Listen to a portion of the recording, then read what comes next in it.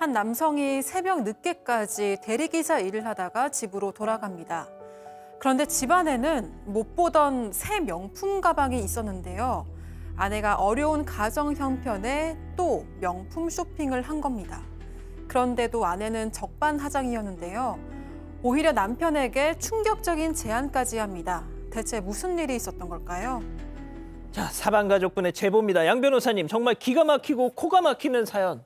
글쎄 일단 제보자분은 40대였고 이제 아내분과 교제를 하다가 결혼을 하려고 했답니다. 아이가 생겨서 또 임신을 해서 또 결혼을 서두르려는데 처갓집이 될 쪽에 처음 인사 들어갔을 때 예비 장모님이 술이 좀 취하셔가지고 술 기운에 아유 우리 딸이 초혼이 아니니까 좀 잘해주게라고 얘기를 했다라는 거예요. 예? 근데 그걸 모르고 있었다라는 거예요. 그래서 이제 그것도 참 놀라긴 했는데 뭐 과거의 일이기도 하고 어쨌든 그 뱃속에 아이까지 있는 상황이기 때문에 그냥 아내 당연히 또 용서를 해야겠다 해서 결혼을 했답니다.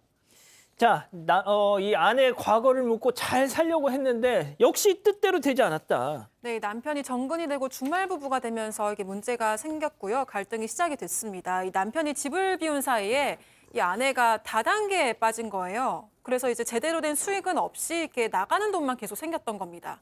심지어 아내가 이제 남들한테 보여주기 위해서 대출을 받아서 명품 가방에 외제차까지 사들였고요. 아유. 이게 아내 빚이 감당이 어려울 정도로 커지니까 결국 남편까지 빚이 생겼습니다. 이게 아내가 그런데도 당신이 집안 가장이니까 어떻게든 해결해 달라고 요구를 했고요.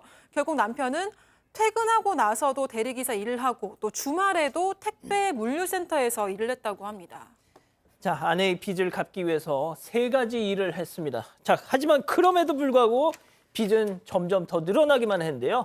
이때 아내가 충격적인 제안을 합니다. 네, 그렇습니다. 아내가 어느 날 남편을 부르더니 이렇게 얘기하는 거예요. 우리 위장 이혼을 해야 될 것 같아. 라고 위장 얘기해요. 이혼? 네, 위장 이혼. 그 남편은 이제 뭐 말도 안 된다 그래서 완전히 그냥 말을 딱 잘랐습니다. 있을 수 없다라고 얘기했는데 그 이후로 아내가 연락이 되질 않는 거예요. 평일에도. 그래서 너무 이상해가지고 어느 날에는 나를 잡고 그냥 집을 급습했어요. 그랬더니 집에서는 아이는 어린 딸 혼자 TV를 보고 있고 아내는 없었습니다.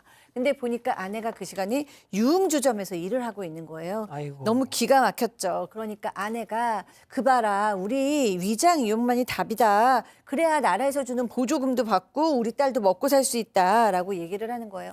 남편은 잘못된 건 알았지만 어쩔 수 없다는 생각이 들어서 아내의 뜻대로 위장 이혼을 했고 대신에 위장 이혼일 뿐 부부관계엔 아무 변화가 없다라는 각서를 서로 썼다고 합니다. 자, 각서까지 쓰고 위장 이혼을 한 부부. 그런데 얼마 뒤에 남편은 딸아이한테서 충격적인 얘기를 듣습니다. 자, 실제 제보자 이 남편분의 얘기 들어보시죠. 아빠는 애인 없어 이렇게 얘기하더라고요. 그게 무슨 말이야? 무슨 말이야? 그런 얘기를 해야 하니까 엄마는 애인이 있는데 이러는 거예요. 삼촌 우리 집에 와서 술 먹고 엄마하고 같이 침대에서 잤어 이러는 거예요. 어떤 삼촌 얘기하는 거예요? 그 엄마가 데려오는데 그 삼촌이 엄마 애인이래. 그렇게 애들한테 얘기해달라고요. 아니, 박 변호사, 애 앞에서 무슨 짓을 한 거야 도대체? 충격적입니다. 말씀처럼 위장 이혼을 한 다음에 어느 날 뭐 주말 부부를 하면서 딸을 데리고 동물원에 놀러 갔는데 딸이 갑자기 아빠한테 이런 얘기를 합니다. 아빠는 애인 없어? 그러니까 갑자기 얘가 왜 이런 얘기를 하냐고 물어보니까 왜 그런 질문을 하냐니까 엄마는 애인이 있어. 엄마는 삼촌이 한 명 있는데 삼촌이 술 먹고 들어와서 잠도 자고 뭐 그런다라고 얘기를 합니다. 그러면서 그 엄마가 그런 얘기를 했대요. 아빠도 애인이 있다. 그래서 나도 애인이 있다. 이런 식으로 아마 얘기를 아이한테 했던 걸로 지금 보입니다. 그런 상황이고 너무나 이 얘기를 들었던 남편 화가 상당히 나죠. 그리고 너무 어이가 없어서 나중에 아내한테 물어봅니다. 너 바람 피우냐? 라고 질문을 해보니까 예. 내가 무슨 바람 피우냐? 이혼하고 내가 만난 남자인데 이게 무슨 바람이냐? 라고 얘기를 했다고 합니다. 아, 양 변호사님 위장 이혼하기로 했잖아요. 각서까지 쓰고.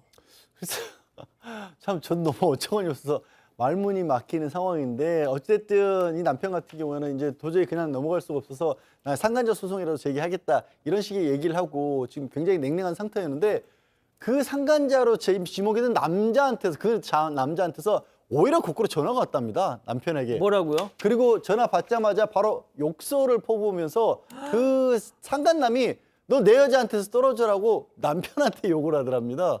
너무 이게 아휴. 적반하 정도로 뭐 기가 막힐 정도의 상황이었는데 그렇게 폭언을 들으면서도 이 남편이 하나 확인을 했다는 거예요. 예. 너네 둘이 도대체 그렇죠. 언제부터 만났냐. 시기가 중요하죠. 예. 근데 그 시기가 이 남자에 따르면 상간남에 따르면 아내가 위장 이혼하자고 하기 전에 이미 만나서 불륜 관계였던 겁니다. 자, 뭐 이 아내라는 사람이랑은 뭐 안 봐도 그만이지만 중요한 건 딸아이잖아요. 네. 응? 그래서 제보자도 지금 딸을 가장 많이 걱정을 하고 있고요. 지금 상간남이 딸이 사는 집에서 거의 반동거식으로 지내고 있다고 합니다. 방금 들으신 것처럼 이 상간남은 아내보다도 10살이 어리고 좀 유흥업소를 들락날락 거린다고 하고요. 그런데 이제 어린 딸이 엄마의 제대로 된 보호도 받지 못하고 이 상간남과 함께 있다는 소리에 정말 피가 거꾸로 솟는다 이런 이야기를 전했습니다. 남성은 위장 이혼을 한 게 너무 큰 잘못인 걸 안다면서도 하지만 이 아내의 불륜에 대한 상간남 소송은 물론이고 그 이제 지금이라도 딸을 키우고 싶은 간절한 마음이다 이렇게 호소를 했습니다. 그렇군요. 자, 그럼 여기서 오늘의 궁금증 짚어보죠. 아유, 자, 위장 이혼을 한 아내가 외도했어, 외도. 자, 딸의 양육권 돌려받을 수 있을까요?라고 묻고 계시는데 양 변호사님. 일단 이혼 취소 소송이라는 것도 있습니다. 그러니까 사기를 통해서 이런 걸 당했을 때 이혼 취소 소송을 제기할 수 있는 방법이 있고요. 그리고 양육권은 사실 이 상황이 어떤 상황이냐, 그러니까 본인들이 당사자들이 부정행위를 했느냐 이런 게 중요한 게 아니라 아이의 입장에서 봤을 때 누구 밑에서 자라는 게 더 아이의 복리에 더 좋을 것이냐라는 걸 다퉈지게 되는데 저런 얘기를 정말로 아내가 했다라면 아빠도 애인 있어, 나 애인이 있어 이런 얘기를 했다라면 그 자체로 상당히 부적격하죠. 다만 거기에 중요한 것도 경제적 어떤 능력 같은 것도 따져줘야 되는데 지금 남편분 같은 경우는 직장이 있는 걸로 보이거든요. 그러면 오히려 남편분의 제보자분의 양육권을 찾을 수 있는 가능성도 충분히 있어 보이긴 합니다. 박 변호사님. 예. 이 딸아이 앞에서 그러니까요. 세상에 엄마라는 사람이 이 삼촌이라는 사람하고 뭔 짓을 했길래 애가 그걸 봤잖아. 이거 학대 아닙니까 이거?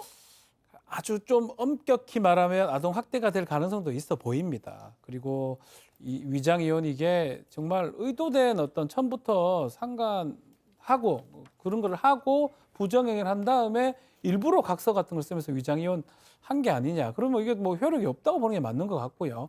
여러 뭐 상황을 봤을 때는 저는 뭐 증거만 있다면 상간자 소송도 지금 가능한 상황이 아닌가 생각이 들고 아이의 어떤 양육권은 지금 아빠가 지금 가져가야 될 상황으로 보입니다. 예. 자, 교수님.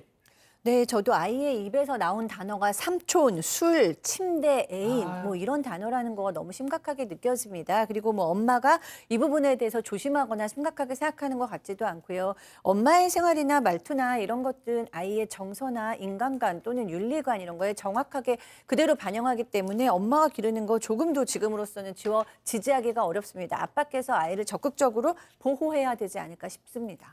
자, 우리 가족 여러분들 말씀도 전해 주시죠. 네, 가족분들도 딸을 걱정을 많이 하셨고요. 한인자님, 빨리 딸을 데리고 올 방법을 찾으세요라고 하셨습니다. 그리고 박혜영 님도 아빠가 키워야 될 것 같습니다라고 하셨습니다.